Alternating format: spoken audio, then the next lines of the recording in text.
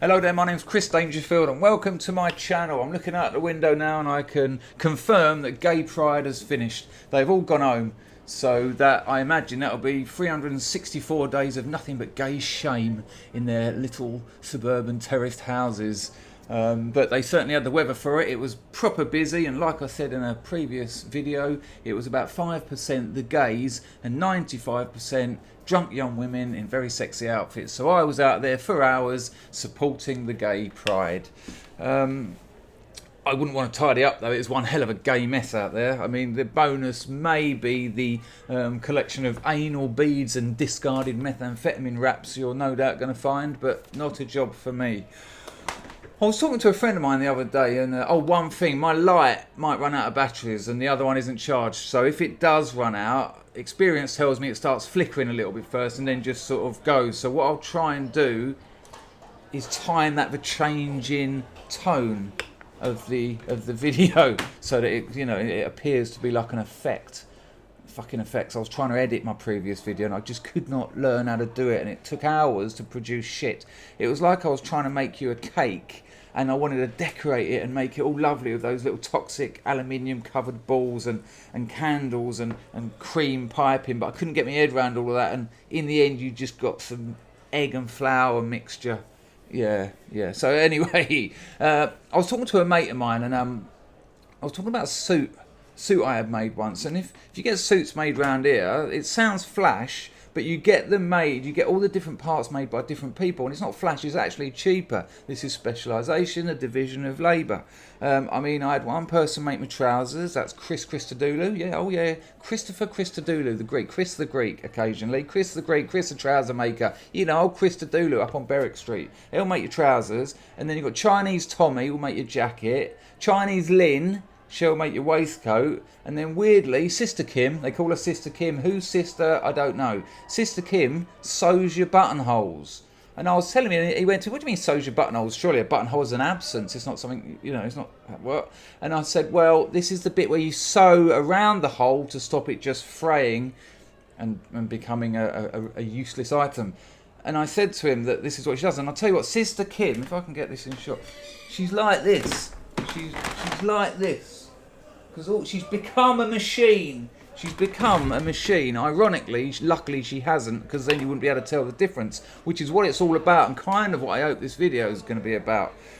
I explained to him that the hand-sewn buttonholes, can you hear all that? I mean, they won't give it up. They won't give it up. They're looking for something and it smells like cock.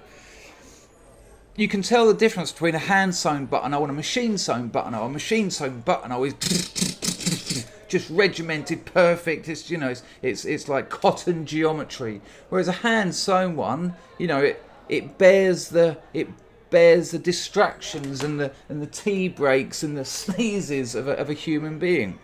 And he was saying to me, it's weird because in China, they wouldn't want that. They'd want to turn up and go, oh, have you... I'm going to do it as well. Have you seen my new soap? A machine sewn buttonhole, perfect. Whereas in England and the European tradition and those gorgeous Edwardian clothes, it's like, oh no, it's fully handmade. It's fully handmade. I mean, the adhesive to keep the inside frame that was there, the floating interior was made by the spit of virgin nuns. Yeah, and it was interesting that he'd say that the Chinese, they want the machine made, and whereas the over here it's a little bit more like, no, we want that hands-on. And it reminded me of a conversation I had years ago with someone about music, when he was talking about, it was an old lad, and he was talking about he likes the sound of, he doesn't like all those drum machines, was his original point. He likes the sound, he likes the human element in music. He doesn't like a drum machine. And I put it to him that actually the drum machine was the quintessentially human element, because it's technology. It doesn't come out of the ground, fisting. It doesn't come out of the ground, it doesn't grow on a tree. It's not organic. It's quintessentially human because it's technology. So the sound of a drum machine can only be human. It is ours, we own it, that is the sound. Whereas what he was actually looking for was the same faults, the same lack of consistency, the lack of machine element to the sound. And it's a strange thing that our culture You know, it plays with this kind of confusion. It plays with this paradox to an extent. I mean, you know, you get this. There's nothing quite as ugly as manufactured history. You know, there was that spate in English interior design where, you know, what do they call it? Where they age something, distressed. You know, you'd buy a table and it'd be distressed. I can remember in the 80s there was a boy band called Bros, and you know, all the kids wanted their jeans like theirs, but their jeans were worn and aged, and so kids were like sanding them down. And the working class kids in my community, you know, it was rare to get a brand new pair of jeans, and for them to, you know, for them to see your kids sanding them down and making holes in the knees was just ridiculous. You know, the parents probably thought the world had gone quite mad with that. I can remember being like 13 and listening to Eric B and Rakim. You know, I'm a little kid in Dartford, my voice hasn't broken yet, and I'm just walking around and I'm going, what is it? What's that? Lyrics of Fury. And I'm going, follow me into a solo, get in the flow. You can picture like a photo, music maintains. And I turned around and said to my dad, do you like it, Dad? Just wanted him to love me. And he looked at me and, you know, in retrospect, he must have just thought, what the hell are you? And I was like, do you like it, Dad? And he went, yeah, if you like that sort of thing, which is an amazing lack of commitment. It's a non-committal value judgment. Yes, I like it if you like that sort of thing. So it's got nothing to do with what he wants, but he will agree if you like it. So no and yes. And that brings me to a wicked no and yes story. We were out drawing on walls. I nearly said graffiti, but it wasn't graffiti. We were rubbish. We were English kids with a bit of a marker pen. I mean, the tradition of English graffiti going before that, there was some brilliant ones around where I lived, but it was just emulsion and a paintbrush. I remember there was this big wall in Dartford and someone had painted UK subs in emulsion, just UK subs, and there was a bridge. So I think it was down on the M20 on the way down to the Medway towns, and someone, again, it was like these green panels. They were probably about 5 by 5 meters with these big fucking rivets, and someone had obviously leaned over the edge and probably with a roller on a stick, they'd managed to paint Sasha across the top. Sasha, I will always love you. And it used to really, it really struck me that every time we'd drive under it, I'd look at it and, you know, it opened up so many, not insane, but so many sort of poetic possibilities that even as a child, unaware of the implications of love, unaware of why you'd want to tell someone that, unaware of why you'd go to that risk. I mean, I was aware of the legal risks. I mean, even as a child, I remember thinking, you shouldn't be allowed to do that. I'm sure you're not allowed to do that, or everything will be painted on. But also the health, the danger, the risk of that you might fall over, and, you know, not knowing about the sort of obsession of love and the need, that desire to communicate.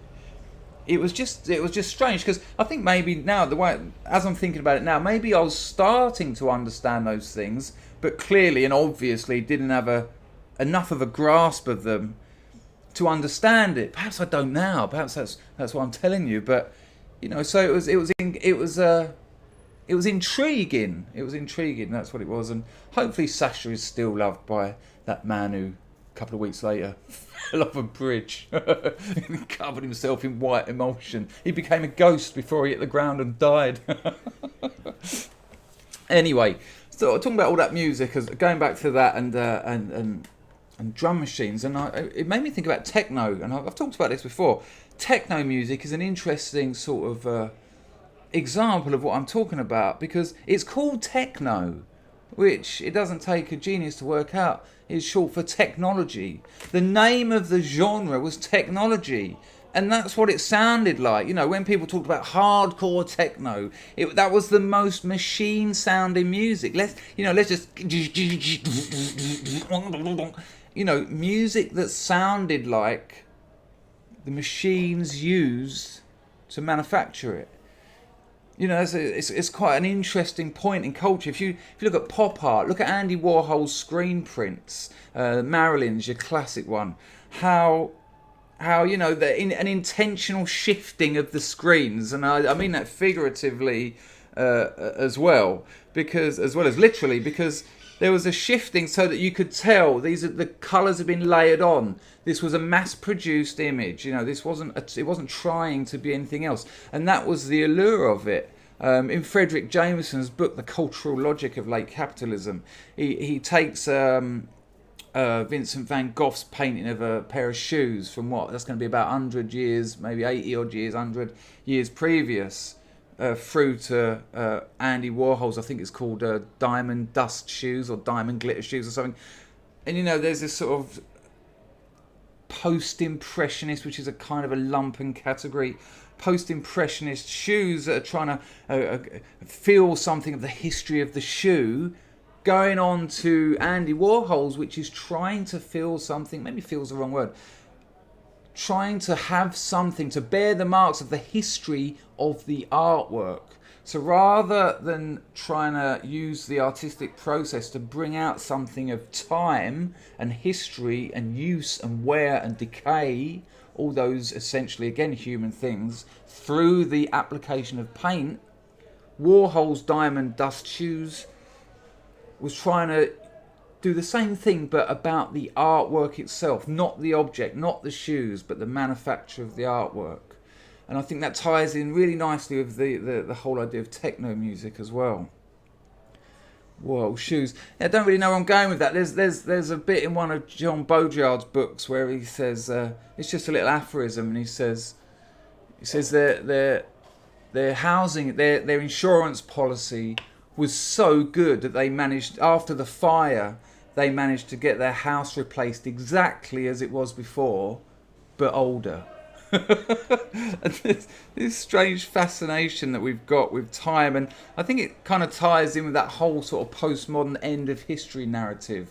This idea that culture now, it reaches back into culture, and the time scale of what it reaches back has been getting smaller and smaller. Let's go 100 years back. Oh yeah, look how fashion is using stuff from the Victorian era. Oh, look how fashion is using stuff from the 20s, 30s, 40s, 50s. Oh, look how fashion is using stuff from the 80s. And we got to the 2000. We got to the year 2000, and it was like, oh, look how fashion is drawing its influences from 1999. And there's like a kind of implosion of meaning. Instagram, I look at Instagram and filters and how they can age something, and they've got names like this, haven't they? You can age something, or you can make it look like this bright sunlight, this, that and the other.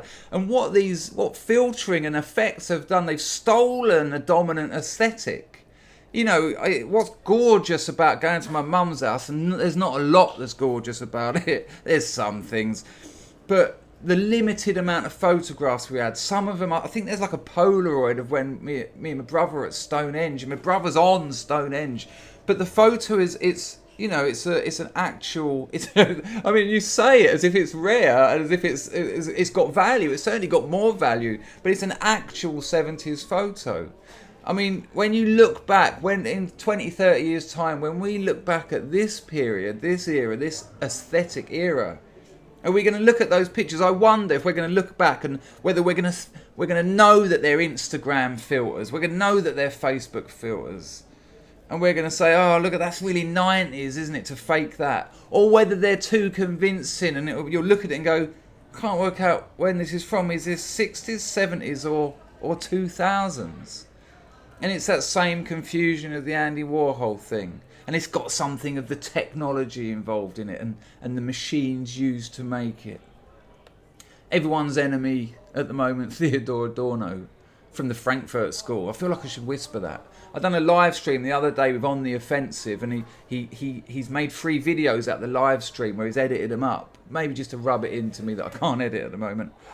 And he asked me, it was an interesting question, one I think it was really relevant, and I was glad that he asked it. He said to me something along the lines of, did I feel that the Frankfurt School and Karl Marx, people, the Marxists, did they want a better place or something like that? Was their intentions good, was the gist of it. And I really think they were. I think Adorno, Horkheimer, Walter Benjamin, Marcuse, Marx, Engels, et al., your Derridas, Foucault, I could go on. I think they wanted a more fair society. I think that's what they wanted.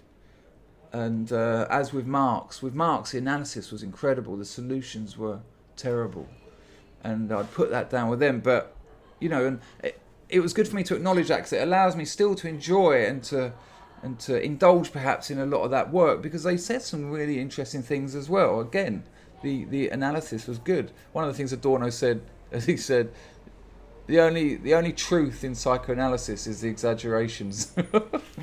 But another thing he said, there's this lovely little bit where he talks about, he was a German bloke and he was given a book as a child, and it was in English, so he couldn't understand any of the writing. And it was an illustrated book. There was photographs every few pages, and because he couldn't understand the writing, he assumed that it was a book advertising the machines that made the book. I'm assuming, I can't remember the details, that the images were printing presses and things, and so he thought, maybe this is a book advertising the technology used to make it. And he said, as he got older and got into his 20s and learnt to speak English, rather than have this illusion destroyed, it was actually just reinforced, because regardless of the content, anything mass produced is going to have an element of that about it anyway. Yeah, a few things to think about. Have a lovely Saturday night. I'll talk to you soon. Ciao.